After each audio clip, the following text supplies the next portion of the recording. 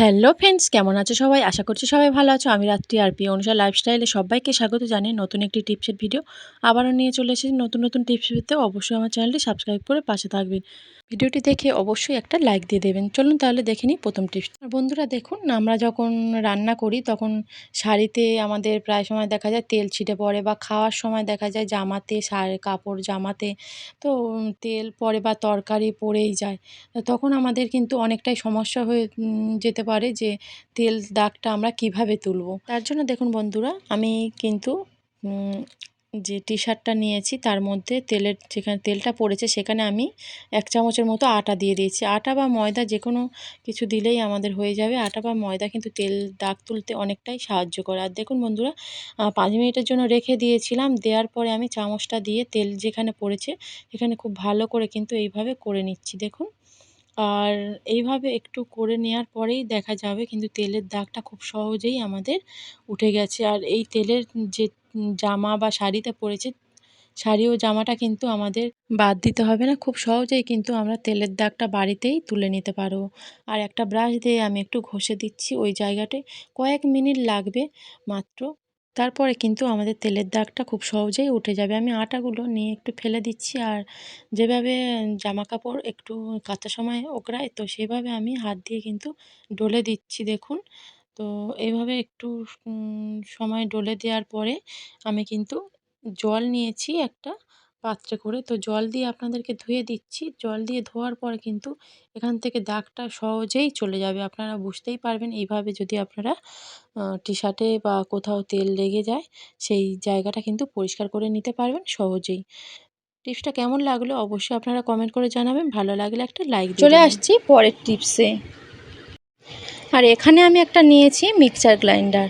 আর এই মেশিনটা ব্যবহার করার পরে কিচেনে যে কোনো জায়গায় রেখে দিই। আর যেখানে সেখানে রাখার জন্য মেশিনটার উপর ধুলোবালি ও তেল চিটচিটে ভাব চলে আসে।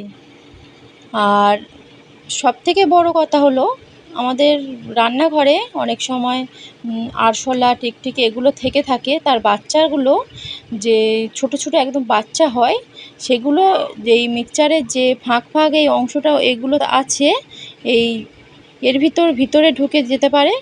তাই একটা আমি প্রোটেক্টর তৈরি করব। সেটা আমি কিভাবে করছি আপনারা দেখতে থাকুন। আমি একটা নিয়ে নিচ্ছি বাচ্চাদের টি শার্ট, আর টি শার্টটা আমি উল্টে নিচ্ছি।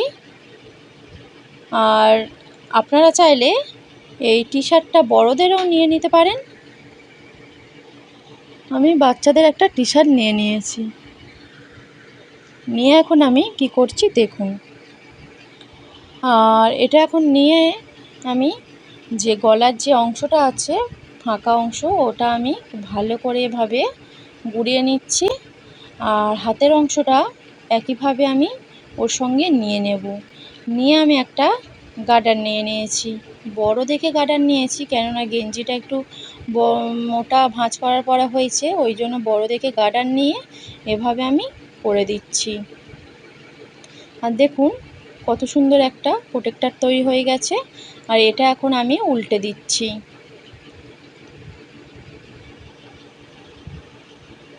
উল্টানোর পরে আমি কি করব, মিক্সচার যে মেশিনটা ওটা আমি নিয়ে নিচ্ছি। নেওয়ার পর তারটা খুব ভালো করে চারিদিকে করে মানে ঘুরিয়ে নিচ্ছি, যাতে খুব ভালোভাবে থাকে, এর মধ্যে বেরিয়ে না যায়। আর তারপর আমি যেটা তৈরি করেছি ওটা ওর মধ্যে দিয়ে দিলাম। দেওয়ার ফলে কি হবে, যখনই আমরা ব্যবহার করব এতে এটা ঢাকা দিয়ে দিলে এটা আর নোংরা হবে না, তেল চিটচিটে ভাবও থাকবে না, আর আরশোলা টিকটিকির যে ছোট ছোট বাচ্চাগুলো হয় ওর ভিতর চলে যেতে পারবে না। এইভাবে আপনারা বাড়িতে এরকম প্রোটেক্টর তৈরি করে নেবেন। আর অবশ্যই কমেন্ট করে জানাবেন এই টিপসগুলো আমার আজকের কেমন লাগলো আপনাদের। অবশ্যই ভালো লাগলে একটা লাইক করে দেবেন, অনেক অনেক শেয়ার করে দেবেন। আর অবশ্যই বাড়িতে এই টিপসটা অ্যাপ্লাই করবেন। আর কোন কোন টিপসগুলো আপনাদের ভালো লেগেছে অবশ্যই কমেন্ট করে জানাবেন। চলে আসছি পরবর্তী টিপসে। আর দেখুন বন্ধুরা, এরকম মিক্সচার জার আমরা প্রতিদিন ব্যবহার করি মশলা বাটার জন্য। তো মশলা বাটার পরে কি হয় দেখা যায়, আমরা যখন ধুয়ে রাখি তখন কি হয়, জলটা কিন্তু এর মধ্যে থেকে থাকে। আর উবুড় করে রাখলে কিন্তু অনেকটাই সময় লাগে এই জলটা শুকাতে। আর জল না শুকালে কিন্তু এই যে মিক্সচার জারের যে ব্লেডটা দেখতে পাচ্ছেন, উপরের নাটটা আছে, ওখানে কিন্তু জং লেগে যেতে পারে। আর জং লাগার ফলে কিন্তু আমাদের এই জারটা কিন্তু নষ্ট হয়ে যাবে। আর নষ্ট হয়ে গেলে কি, আপনারা বুঝতেই পারছেন, আমাদের কিন্তু বাজার থেকে আরও দাম দিয়ে একটা মিক্সচার জার কিনে আনতে হবে। তার জন্য না যাতে নষ্ট হয় তার জন্য আমি কী করছি দেখুন। আর আমরা প্রায় সময় দেখা যায় রান্না করার পরে কিন্তু গ্যাস ওভেনটা অনেক সময় অনেকটাই গরম হয়ে থাকে। আর গরম হয়ে থাকে তখন আমরা কিন্তু এই মিক্সচার জারটা দিয়ে গরম জলটা কিন্তু খুব সহজেই শুকিয়ে যেতে পারে।